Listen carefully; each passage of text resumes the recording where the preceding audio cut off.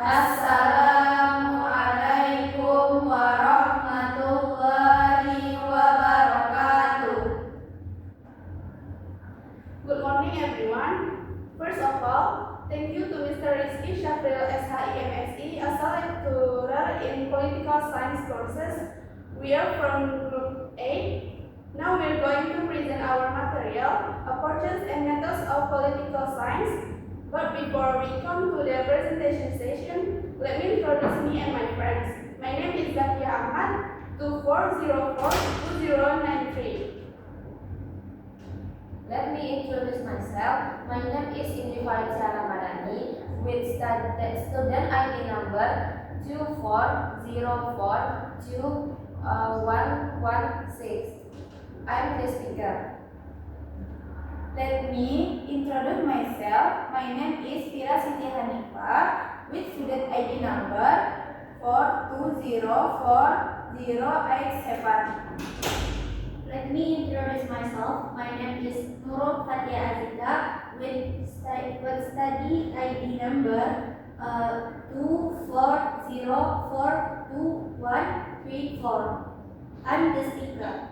Okay, let's to the next session. We will presentation of our material. The first material will be presented by Indri Valencia. Thank you to the moderator who has given me the opportunity to explain the material we have discussed. Political science approach. Vernon van Dijk states that an approach is a criterion in selecting relevant problems and data. The approach includes benchmark or standards used in selecting problems and determining the data to be used. Political science approach. 1. Legal approach. 2. Behavioral approach. 3. Post-behavioral approach. 4. Neo-Marxist approach. 5. Dependency approach. 6. Rational choice approach. 7. Neo-institutionalism approach. And 8. Other approach. 1. Legal approach. This approach is also known as the traditional approach. The legal approach tends to assume that the concept of power and position are the only determining factors regarding the making of a decision and its implementation. 2. Behavioral approach. This approach not only examines human behavior and activities, but also human orientation towards motivation, attitudes, perception, expectation, demands, and so on. Behavioralist approach. This approach developed after World War II in America in 1950. The reasons behind the emergence of this approach include: A. The descriptive nature of political science is not satisfactory because it's considered unrealistic and different from existing reality.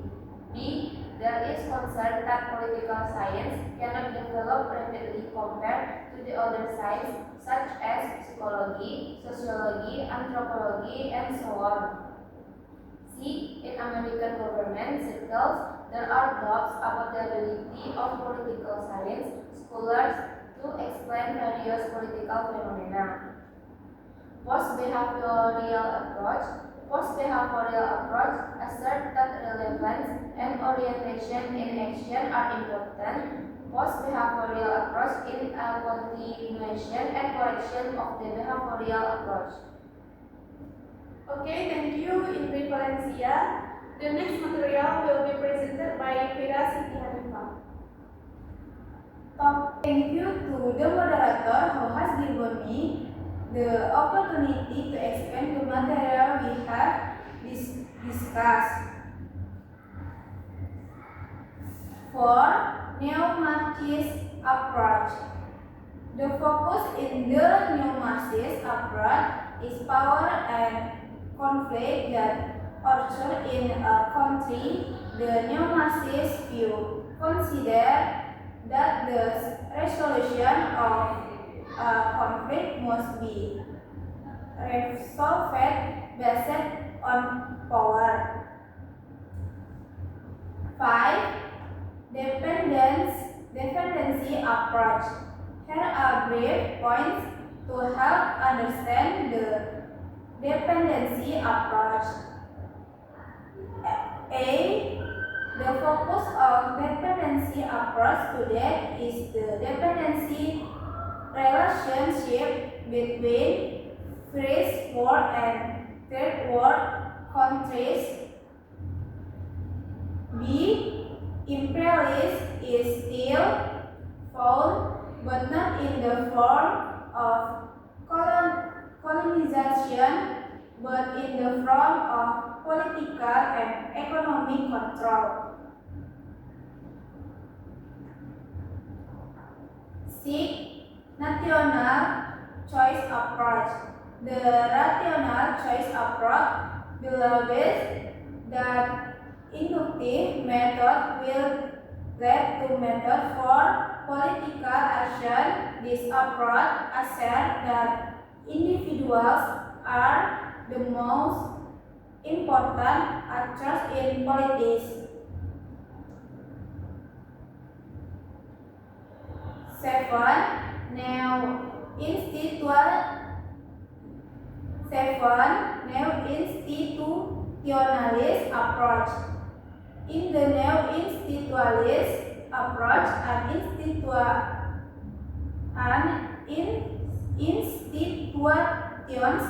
a state is seen as something that can be improved, directed in a certain direction of goal. For example, the state must focus on building a more prosperous society.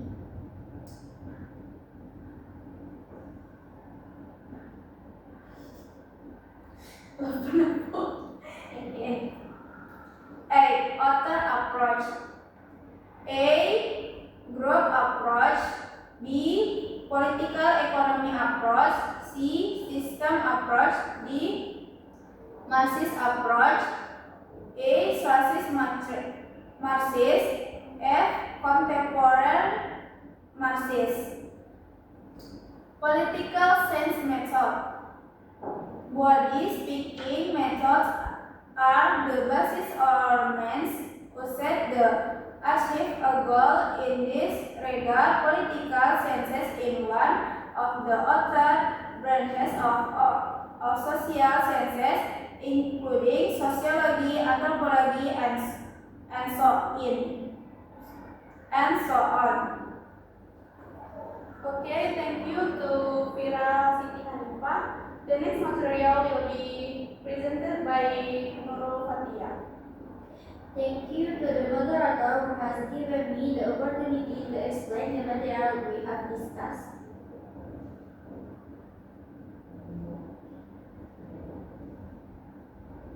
Induction method. The induction method can be understood as a way of working sense that starts from a single proposition or a particular practice to draw general conclusions. The induction method can be understood as a series of steps to draw a conclusion based on specific theoretical facts to generalize. Method of induction. First, a descriptive method provides an explanation of the object under study related to the reality in the field. Next, analytical method, an in-depth study that is arranged systematically by showing one fact with other facts. Next, evaluative method, gathered with abstract ideas. Next, classification method, based on classification of the object research. And last, comparison method emphasizes the similarity or comparison of the object. Method of deduction. In deduction method, conclusions are drawn from general to specific circumstances.